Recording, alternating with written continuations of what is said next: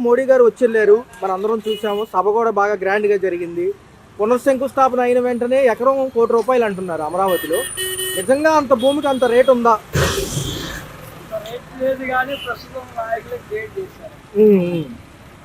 ఎందుకంటే సార్ ఇప్పుడు బెంగళూరు తరహా రియల్ ఎస్టేట్ ఇక్కడ స్థాపిస్తేనే సంపద సృష్టికి మార్గం ఉంటుంది అనేది ప్రభుత్వం. అయితే ఏంటంటే భూములు ఇస్తే మా పరిస్థితి ఏంటని రైతులు. ఎందుకంటే 44,000 ఎకరాలు మళ్ళీ కావాలంటున్నారు. గతంలో ఇచ్చింది ఇప్పుడు వరకు మొదలు పెట్టలేదు. ఎందుకంటే ప్రభుత్వాలు మారాయి, తీరుతెన్నులు మారాయి. ఏమంటారు దానిపైన? ఏమంటారు అసలు? తీరుతెన్నులు మారాయంటే ఒక ప్రభుత్వం ఒక విధంగా పరిపాలిస్తుంది. దానివల్ల ఏంటంటే ప్రజల్లో నమ్మకం లేకుండా పోతుంది. తర్వాత వచ్చేమో అస్తవ్యస్తంగా పరిపాలన అయినా కానీ అస్తవ్యస్తంగా ఉంది. తదుపరి ఎలా ఉంటుంది? పనులు ఉంటాయా సేమ్ అదే విధంగా? అమరావతి స్టార్ట్ అయితే తొలిదశ పనులు 3 ఏళ్ళు అంటున్నారు, 70,000 కోట్లు ఇచ్చారు. ఎలా ఉంటుంది? తెలుగుదేశం పనులు 3 సంవత్సరాలు అన్నారు కానీ అది 3 సంవత్సరాలకు అవ్వదండి. పోలవరమే ఇంతవరకు అవుతుంది.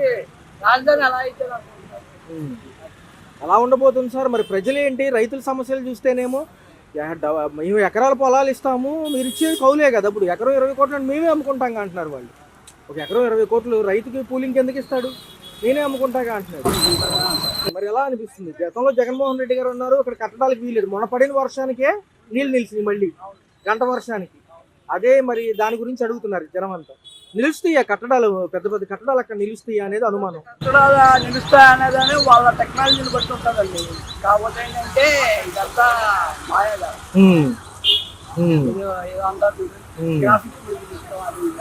ఇదంతా ఇప్పుడు అంతా సర్వనాశనం అయిపోతుందని మాజీ ప్రభుత్వాలు.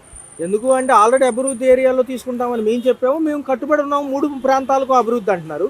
మీ లెక్క ప్రకారం చూస్తే ఎలా ఉంటుంది సార్? రాజధాని ఒకటే చోట ఉంటే బెస్ట్, 3 చోట్ల ఉంటే బెస్ట్? రాజధాని అనేది ఒక చోట ఉండడం బెస్ట్.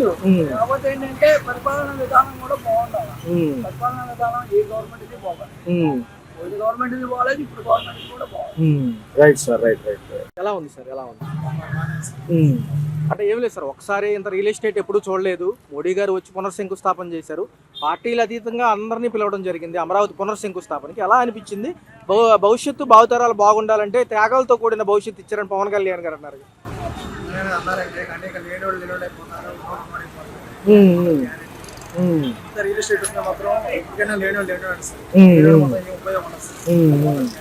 అంటే తొలిదశ పనులకే 70,000 కోట్లు ఏవో చెప్తున్నారు.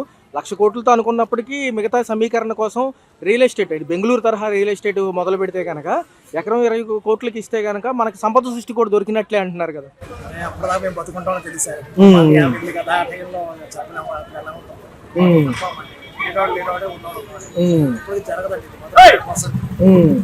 ఎలా ఉంది సార్? పవన్ కళ్యాణ్ గారు ఒక పక్క, ఇటు పక్కేమో జగన్మోహన్ రెడ్డి గారు ఏమంటున్నారంటే ఇంత భూముల్ని అన్యాయంగా తీసుకోవడం అనవసరం, ఏదైతే 3 రాజధానులు అనుకున్నట్టుగా అక్కడే డెవలప్మెంట్ చేస్తే బాగుండేది.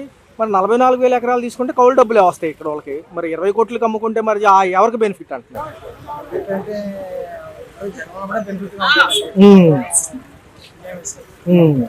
ఆయన ఇప్పటికీ కూడా మాది 3 రాజధానులే అంటున్నారు. లేదు అమరావతిని ఇక్కడే ఉంచి చట్టభద్రత కల్పించి పార్లమెంట్లో బిల్ పాస్ చేసి రైతులకు హామీ ఇస్తారంటున్నారు చంద్రబాబు గారు. ఎలా అనిపిస్తుంది?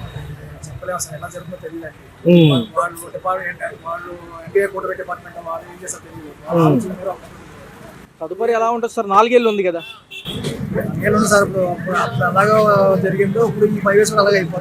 మొన్న ఏమంటున్నారంటే పడిన ఒక గంట వర్షానికి అంతా నిండిపోయింది, నీళ్లు తోడారు కదా మొన్న ఈ మధ్య పాత అన్ని కట్టడాల దగ్గర. మళ్ళీ మునిగిపోయింది. రేపు పరిస్థితి ఎలా ఉంటుంది? ఎందుకు అక్కడే కడదాం అంటున్నారు? నిలుస్తాయా నిలవవా బిల్డింగ్స్ అంటున్నారు?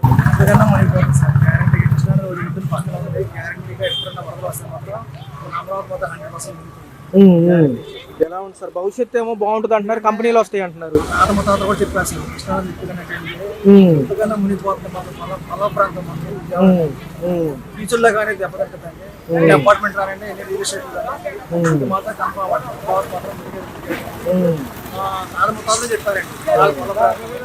ఎకరం 20 కోట్లు అంటే మామూలు విషయం కాదు. సాధారణ వ్యక్తి రైతు వారికి ఎవరు కొనలేదు కదా.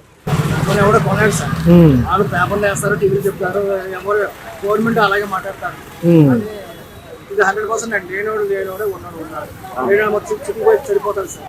ఒకవేళ జగన్మోహన్ రెడ్డి గారు వస్తే మళ్ళీ మా పరిస్థితి ఏంటంటున్నారు రైతులు గారు? రేపు ప్రభుత్వం ఏమైనా మారింది అనుకోండి, ఏ ముఖ్యమంత్రి వచ్చినా వాళ్ళు చూసుకుంటారు కానీ మానవుడు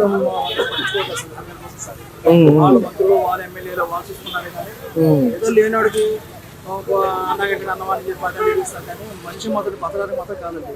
వేస్ట్. 4 ఏళ్ళు కంప్లీట్ చేయగలరా లోకేష్ గారు కానివ్వండి, పవన్ కళ్యాణ్ గారు కానివ్వండి, బాబు గారు కానీ ఒక 40% అన్న కంప్లీట్ చేద్దామని చూస్తున్నారు కదా. చేస్తారు 50% చేస్తారు. చేయకపోయినా అది ఎవరికి బెనిఫిట్స్ ఉండవు సార్. వేయడానికి మాత్రం బెనిఫిట్ మాత్రం గ్యారంటీ ఇస్తారు. Thank you sir. భూమి 20 కోట్లు అంటున్నారు సార్, నిన్న మొన్న అదే చర్చ. సార్ కొనపోవడం పక్కన పెడితే రియల్ ఎస్టేట్ భూమి పెరిగింది అంటారా? పర్లేదు. రియల్ ఎస్టేట్ అక్కడ భూమి పెరగలేదండి, అక్కడే ఉంది. ప్రజలు అలా చెప్తున్నారు కానీ ఎక్కడా పెరగల. ఎలా ఉంది సార్? చూసుకుంటే తొలి దశ పనులు 3 ఏళ్ళు 4 ఏళ్ళు పూర్తవుతాయని హామీ ఇస్తున్నారు.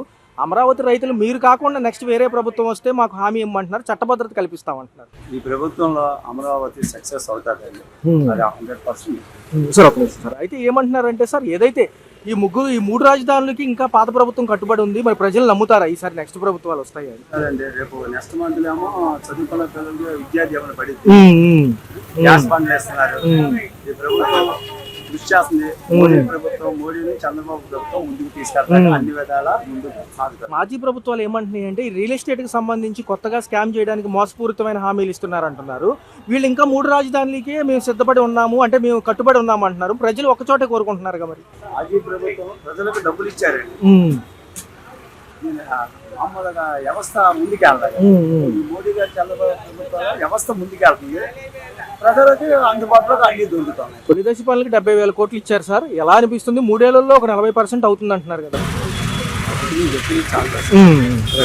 అట్లయితే అమరావతి పునర్శంకుస్థాపన జరిగినట్లయినా ఒక పక్క మోడీ గారు వచ్చి వెళ్ళారు. తదుపరి చూసుకుంటే ఇక పనులకి ఆస్కారం చుట్టినట్టే 70,000 కోట్లతో తొలి దశ పనులు ముందు స్టార్ట్ చేశాము అంటున్నారు. ఎకరం 20,000 చూసుకున్నట్లయితే ఎకరం 20 కోట్లకు అమ్మడానికి రెడీగా ఉంది ప్రభుత్వం. ఏదైతే బెంగళూరు తరహా ఏదైతే రియల్ ఎస్టేట్ ఉందో అలాగే చేస్తామంటున్నారు కదా. ఎలా ఉంది? మంచి పరిణామం. చాలా మంచి పనులే చేస్తున్నారు. సీఎం పవన్ కళ్యాణ్ కూడా బాగా చేస్తున్నారు. మంచి అభివృద్ధి అవ్వాలి, అందరూ బాగుండాలి. మధ్యతరగతి కుటుంబాలు కూడా ఇటు నిత్యావసర వస్తువులు కూడా తక్కువ రేట్లకు అందేలాగా అందజేయాలి. విద్యాశాఖ మంత్రి మన లోకేష్ గారు కూడా చాలా మంచి మంచి పనులు అభివృద్ధి చేస్తున్నారు. పిల్లలు ఆడుకుంటున్నారు, తీసుకున్నారు. కొంతమంది ఉద్యోగాలు చాలా దూరం నుంచి వచ్చి చేస్తున్నారు. గవర్నమెంట్ ఉద్యోగాలు, టీచర్లు కానివ్వండి, ఎవరైనా సరే వాళ్ళకు కూడా వాళ్ళు అనుకున్నట్టు కొద్దిగా దగ్గర వేసి వాళ్ళకు కూడా కొద్దిగా మంచి జరిగేలా చూస్తే ఇంకా మంచిది. ఇంకా పూజించి చేస్తాం, ఇలాగే అభివృద్ధి పనులు చేయాలని. 44,000 ఎకరాలు, ఎకరం 20 కోట్ల చొప్పున ఇప్పుడు గనక సేల్ పెడితే మంచి పరిణామం. ఏదైతే క్యాపిటల్ కి కూడా మనకి సంబంధించి డబ్బులు దొరికినట్టే సంపద సృష్టికి మరొక మార్గం అన్నారు కదా. ఇప్పుడు ఇది మంచి మార్గమేనంటారా? చాలా మంచి మార్గం ఎంచుకున్నారు, మంచి పనులు జరుగుతున్నాయి, ఇలాగే జరగాలి, మనం అందరం బాగుండాలి. చూసుకున్నట్లయితే ఏదైతే ఉందో సార్, అయితే వర్షం పడ్డాక ఏదైతే ఉందో గతంలో నీళ్లు తోడారు ఆ ఏరియాలో, అది మళ్ళీ మునడం జరిగింది. గంట వర్షానికి ఎలా ఉందంటే రేపు పరిస్థితి ఏంటంటున్నారు ఒక పక్క. ఇవన్నీ చంద్రబాబు గారు కానీ, లోకేష్ కానీ, మన నారాయణ గారి, వీళ్ళందరూ కూడా చాలా మంచి పనులే దగ్గరుండి అభివృద్ధి చేస్తున్నారు. పవన్ గారు కూడా చేస్తున్నారు, నారాయణ మనోహర్ గారు కూడా ఇలాంటి మంచి పనులు చేసి ఇంకా బాగుండాలని అందరూ అది ఆశిస్తున్నారు. ఎలా ఉంటుంది సార్ తదుపరి చూసుకుంటే 4 ఏళ్ల భవిష్యత్తులో తొలి దశ పనులు అయితే కనుక కంపెనీలకి ఆస్కారం ఉంటుంది అంటున్నారు. ఏదైతే ఈ రియల్ ఎస్టేట్ కనుక బాగా సాగితే సంపద సృష్టికి మార్గం దొరికినట్టే అంటున్నారు కదా. ఇంకా మంచిదే, ఉద్యోగాలు వస్తాయి, పరిశ్రమలు వస్తాయి. అదొక ఊరు, ఇక్కడ చాలా మంది ఉద్యోగాలు చేస్తారు, చాలా ఇదిగా ఉంటారు, అది ఆశిస్తున్నాం. అయితే ఒక్కసారి మాజీ ముఖ్యమంత్రి గారి స్టాండ్ మటుకు రాజధాని వికేంద్రీకరణ, అభివృద్ధి అన్ని చోట్ల ఉండాలనేది ఆయన కూడా పిలవడం జరిగింది. మొన్న సభకి ఆయన రాలేదు. జగన్మోహన్ రెడ్డి గారు ఏమంటారు దానిపైన? అంటే 3 చోట్ల అభివృద్ధి బెస్ట్, ఒకటే బెస్ట్ అంటారు ఒక చోటే? అది ఆయన ఇష్టం ఉండదు. ఇంత పెద్ద రియల్ ఎస్టేట్ అనేది నిజమేనా, సాధ్యమేనా అనేది ఎలా అనిపిస్తుంది సార్? ఒక్కసారి రియల్ ఎస్టేట్ భూమి పెరగడంతో అందరికీ జోష్ నింపారు. ఒక పక్క ప్రభుత్వాలు ఎలా అంటున్నాయి అంటే ఇంత ఎకరం 20 కోట్లు అంటే ఒక్కసారి మనకి సంపద సృష్టికి మార్గం దొరికినట్లే అంటుంది. మీకు ఎలా అనిపిస్తుంది సార్? చూశారు కదా, మోడీ గారు ఒక పక్క యుద్ధ సన్నాహాలు ఉన్నప్పటికీ సభా సమావేశం జరిగింది. 5 లక్షల పైచిలకు మంది అన్నారు, ఇంకంటే అంతకంటే ఎక్కువే వచ్చారంటున్నారు. మరి ఏంటి సార్ ఈ తొలి దశ పనులు 70,000 కోట్లతో 3 ఏళ్ళు అంటున్నారు, మంచి పరిణామమే. ఏదైనా డబ్బుతో పనే ఉమ్, ఏదన్నా డబ్బు లేకపోతే పని లేదు. ఎలా ఉంది సార్? అంటే మాజీ ప్రభుత్వాలు ఏం గంట వర్షానికి మునిగిపోయే ఏరియాలో కట్టడాలు అంటున్నారు, ఇది పెద్ద స్కామ్ అంటుంది. నిజంగా వాళ్ళ మాటలు నమ్మొచ్చా? మాజీ ప్రభుత్వాలు అంటున్నాయి కదా. నా ఇంట్లో అయితే క్లియరెన్స్ గానే ఉంది. ప్రధానంగా మార్కెట్ హైక్ అయితే చూస్తున్నాం.